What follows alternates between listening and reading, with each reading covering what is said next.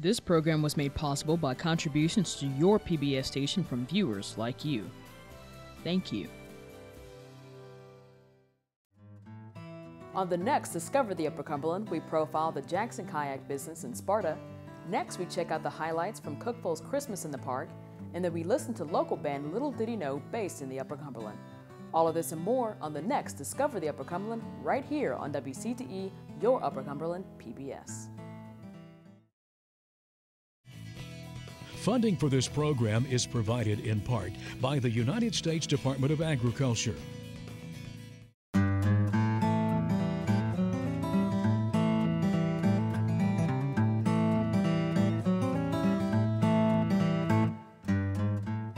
Welcome to Discover the Upper Cumberland, this series, where we explore our region of Tennessee. I'm your guide, Desiree Duncan. Eric Jackson started Jackson Kayak in White County because of the company wanted to be near the Caney Fork River. A family-driven business that started from the vision of making a small kayak for his son, today is now one of the largest employers in White County. Producer Daniel Duarte takes a tour of the Jackson Kayak facilities.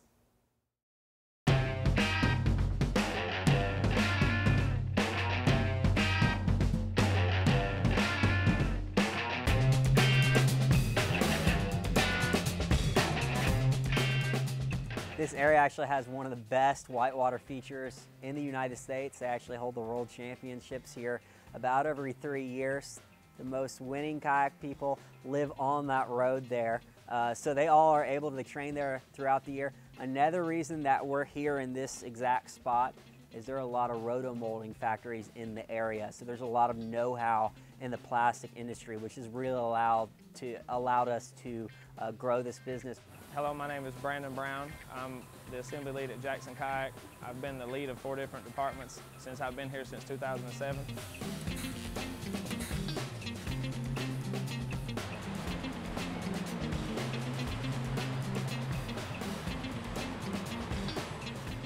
So the reason Eric decided to create a kayaking company, Eric used to work for this company called Wave Sport.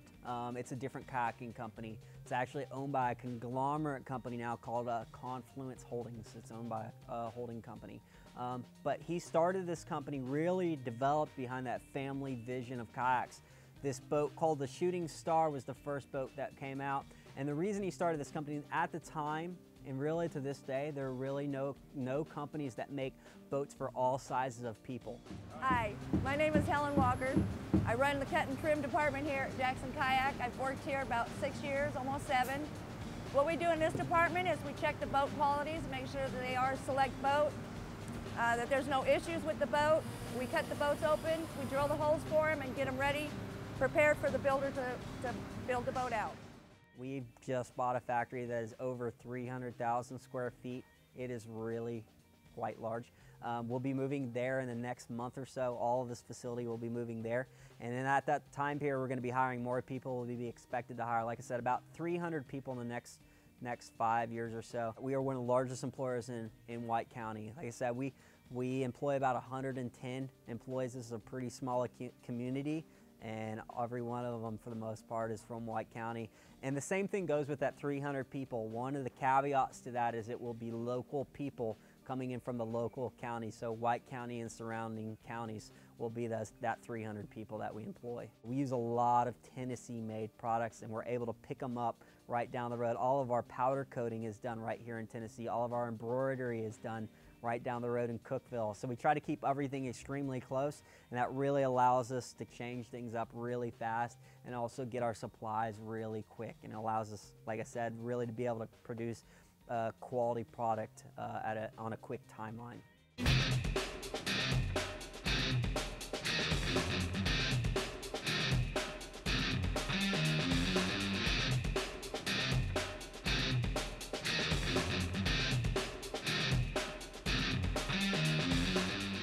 Currently, right now, my job title normally consists of me going to each individual department, putting a hand in wherever it's needed to make sure that production flows smoothly and cost and labor is as low and efficient as possible.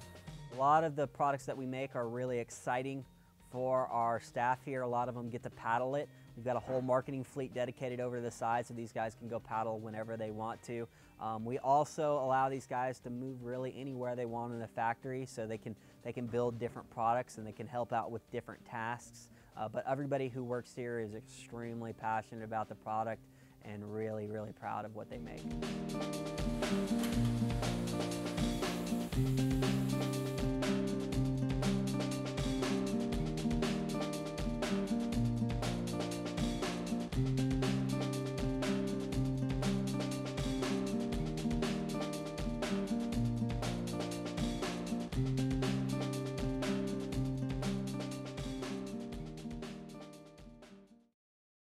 We're here with Representative Ryan Williams, and we're going to talk about a very interesting subject. Thank you for joining us today. My pleasure to be here. Thank you for your invitation.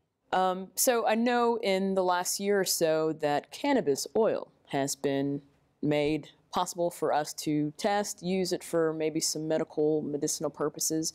What are some of the next things that are happening to help with some of the health benefits of this use? Right. The CBD oil, there was about 72 studies that were anecdotal, or they were small random samples of testing that was done, and particularly with children with intractable seizures across the nation and across the world. In studying or researching these, they noticed that CBD oil had some positive results as related to children with intractable seizures. Intractable seizures are defined as seizures which cannot be treated with medicine. So these were last-ditch efforts by family members and physicians in order to try to find something that works. And so the CBD oil is just that. It's an opportunity for those family members to try that. The big challenge with this bill and the development of this method of treatment is there's a perception that it's a panacea, and everything that person would take it would work. We're starting to see that it only affects or helps about 38% of children with intractable seizures, which is not near. If it's your child and they're one of the other 62%, it's not good enough for you. But the 38% that are finding some benefits from it's obviously been dramatic. What a lot of people don't realize is if you have intractable seizures as a parent and a patient, you're trying to find some medicine that works.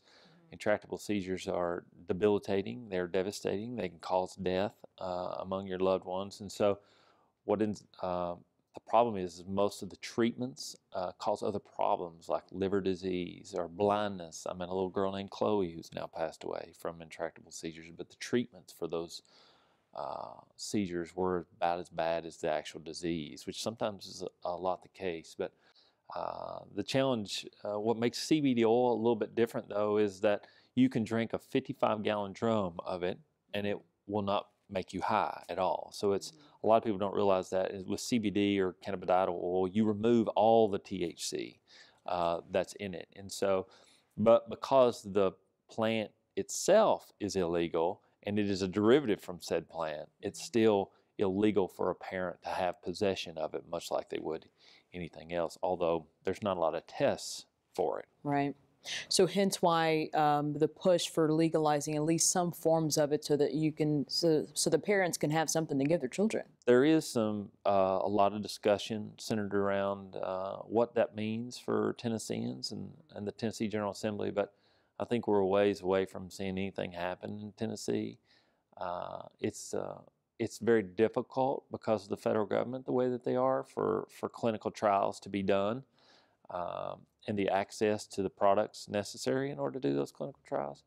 But I think the big decision really is at the Fed right now. If they would say that marijuana and the plants and their derivatives were a Schedule II substance instead of a Schedule I substance, that would open it up for a true random sampled, large or broad stretching clinical trial, which is where we would get most of the evidence that we need in order to say, is this a good thing or is this a bad thing for not just Tennesseans but Americans. But is there somewhere that folks can go to look up more information, get some facts about some of the things that you just talked about?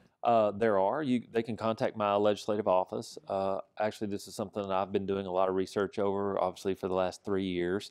I had a loved one who passed away from cancer, and they were on opioids for 7.5 years, extremely addicted to opioids, and those problems created other problems. The medicines that he was taking, much like I talked about Chloe earlier, the drugs made her go blind.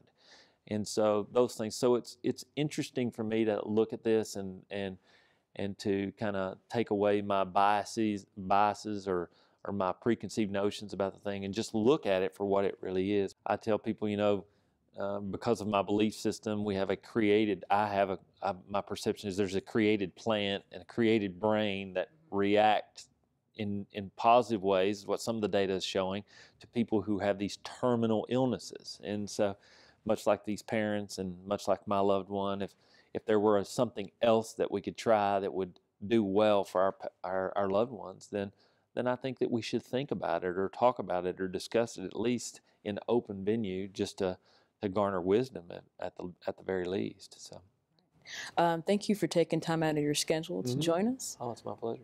And we'll get back with more Discover the Upper Cumberland.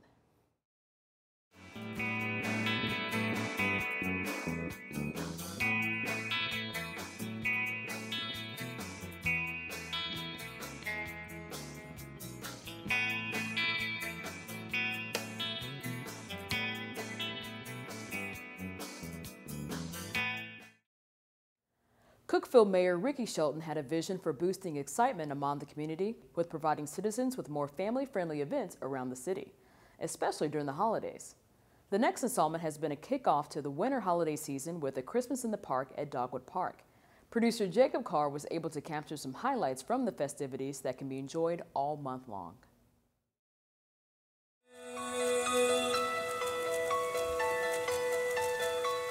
Been a great day. We had the parade at 2:30 today. Largest crowd that I've ever seen at a Christmas parade in all my years of coming. The weather was beautiful. Perfect weather, perfect temperature. Had over 100 entries in the parade. Now we had the play in the park, the musical that happened, and it was wonderful. And of course our tree lighting ceremony and Christmas celebration service, just an amazing night, magical. Tonight we've had the official lighting of the Cookeville Community Christmas tree right here in Dogwood Park. And the tree is a 35-foot tree that sits over top of the fountain. So in the summertime we're out here utilizing this space and the water's flowing and kids are playing. And in the wintertime we now have a Christmas tree that we can come and celebrate and still have great happenings in Dogwood Park. It has been a long process. We started way back in July, I believe it was, in August, making contacts with people and doing the process of getting started on getting the tree. We worked with a company called Extreme Lightscapes. They brought the tree in. It is synchronized to music, so every hour it's going to play during the season in the evening. It's going to play about a 15-minute synchronized light show to music. And of course the arbors behind the tree are included in that, so it's a wonderful show that we hope that people will come by Dogwood Park throughout the season and enjoy.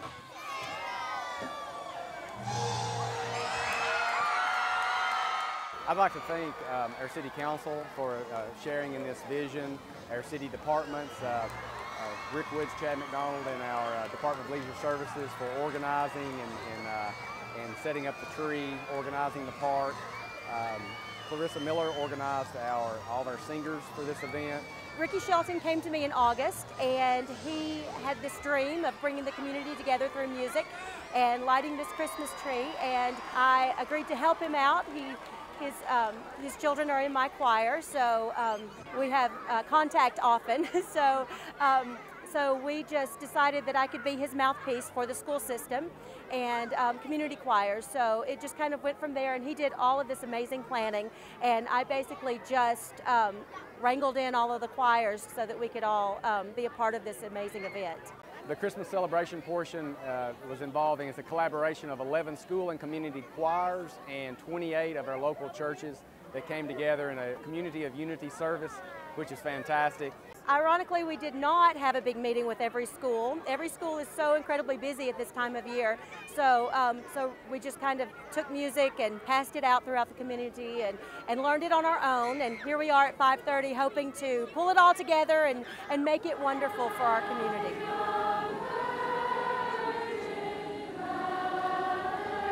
We're trying to make this a wonderful place to visit, a wonderful place to come and share family experiences here in Dogwood Park, just like you can in the summertime. You can do that here in the wintertime now as well by coming and enjoying this community Christmas tree that will be lit throughout the season.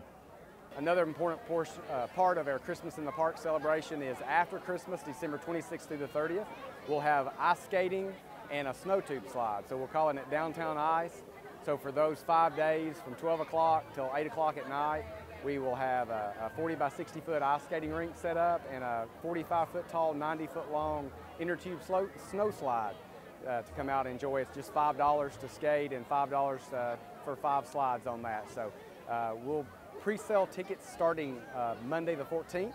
Those can be bought at CPAC or over the phone, and then we'll also be selling the day of as well. So a lot of great activities from now through the end of the year.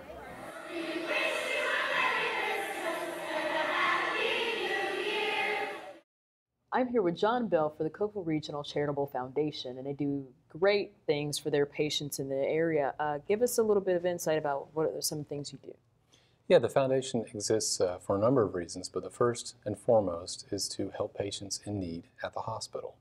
Oftentimes that's with the needs as they're being discharged from the hospital. They have insurance to cover their procedures, but as they leave they may not have insurance that covers, say, medical equipment or generic medications, or sometimes follow-up procedures or follow-up therapies.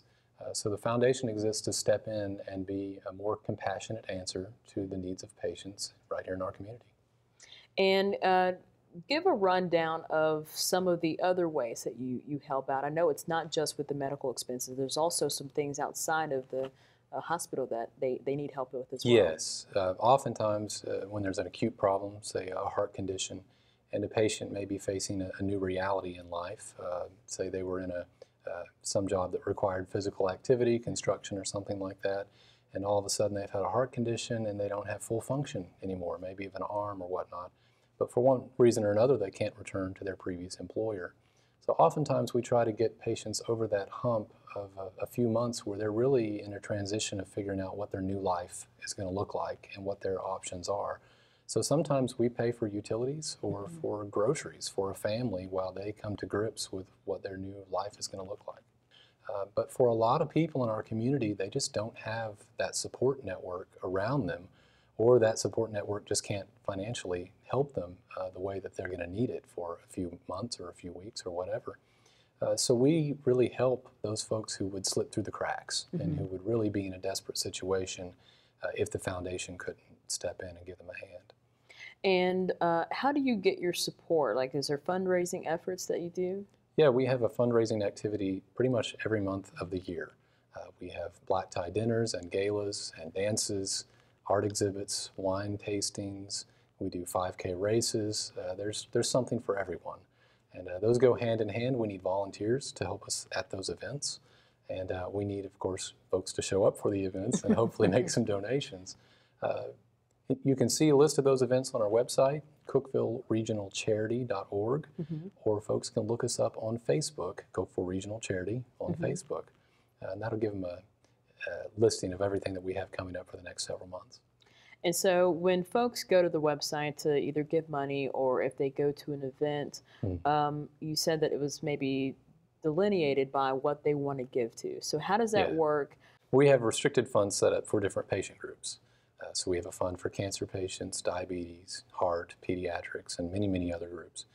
So when folks give to one of those restricted funds, 100% of their gift supports that fund, meaning the patients that are dealing with those situations.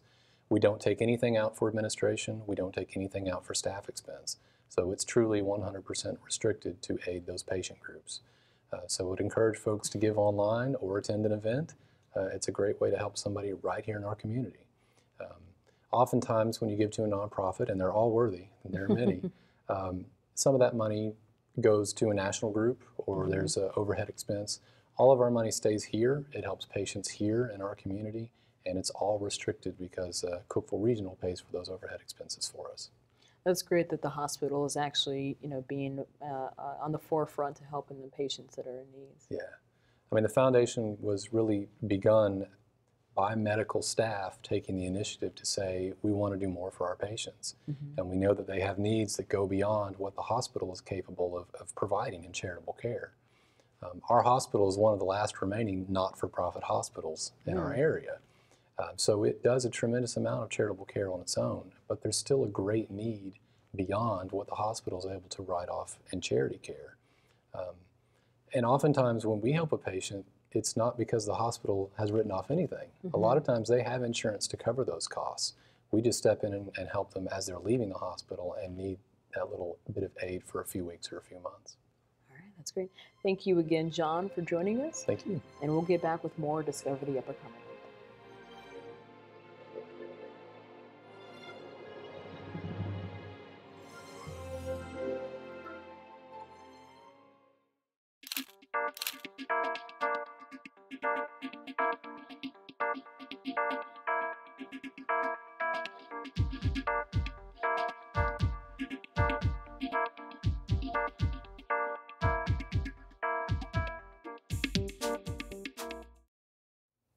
When you think of live music in our region, you probably picture bluegrass, Americana, or gospel. But the music scene in Cookeville has so much more to offer. Little Did He Know is a group set on writing and performing original music and showcasing it for fans of rock music in the Upper Cumberland. Producer Jacob Carr profiles the band Little Did He Know. We're at the Coliseum Pub on 10th Street? Yeah, 10th Street. It's really close to the All Good Walmart. I don't know what the zip code is, so I think it kind of matters. We're close, All Good. 350. You know where the skating rink used to be? If you're really old in Cookeville.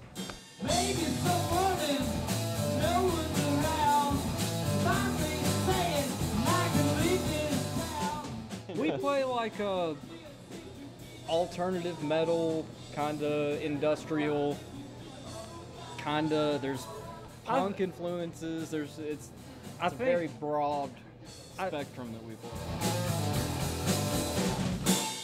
We all really listen to like the rock that was on the radio like in the early 2000s and in the 90s. So it's just really like we don't want to limit ourselves in any way, and like we're trying to play whatever all of us have the ability to play. Like we don't want to leave any skill that any one of us has left out of what we could do on stage. So yeah, we have a variety. Since we all have different influences, it's really a good question on what exactly we play, but we do play a lot of different types of music. It's fun.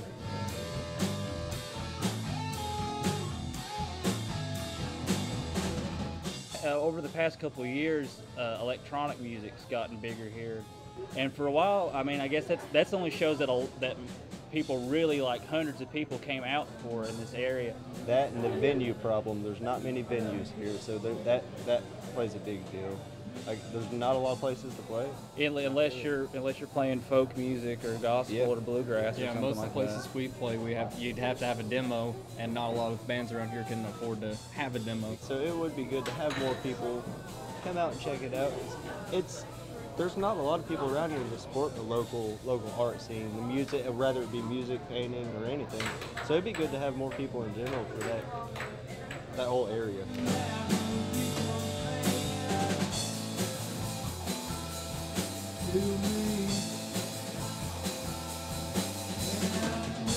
Original music, I think it makes more of a statement, especially when you're talking about local bands and local area. Of course you want to play stuff that people know, so the covers are good to have every once in a while, but the original songs that actually you're telling people what you're about, with your own music, and that's... I like getting my stuff out there. I like playing my stuff. Yeah, exactly. And there's something fulfilling about, especially because now we're trying to write more to put on a good show since we don't have any studio stuff out. It's kind of cool to try to plan a set list or write a song that's supposed to transition from one energy from the audience to the next. It's kind of fun just to write a song just to flex your chops is, again, trying to shift someone's mood to another place.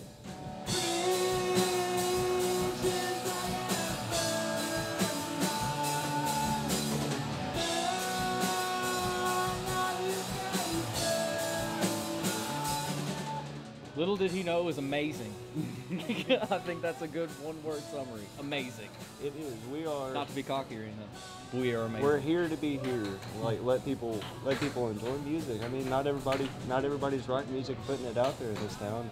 There's not a lot of rock bands around here, so I guess if rock music makes a comeback in any way, we want to be some of the guys that stuck it out. Yeah.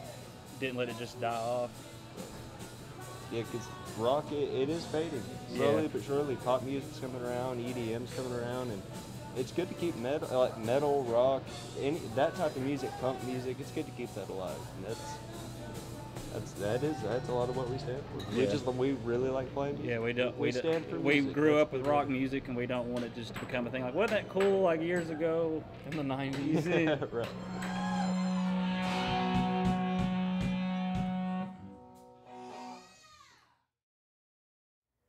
We'd love to see the Upper Cumberland through your eyes. So tag us in your pics on social media with #DiscoverUC, and you just might see your shot on our next episode. For more info on this show and to catch your favorite segments, visit our website, wcte.org/discover. Also, if you have any topic ideas, email them to discover@wcte.org. We leave you with this performance from the T2 Centennial Celebration. Thanks for joining us, and remember to get out there and discover the Upper Cumberland.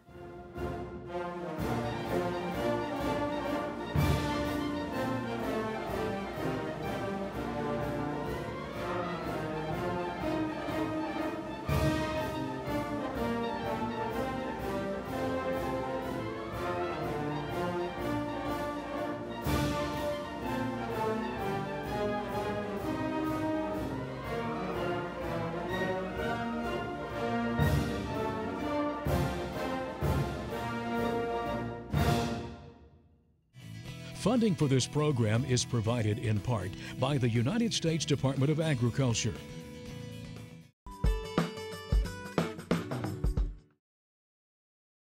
This program was made possible by contributions to your PBS station from viewers like you. Thank you.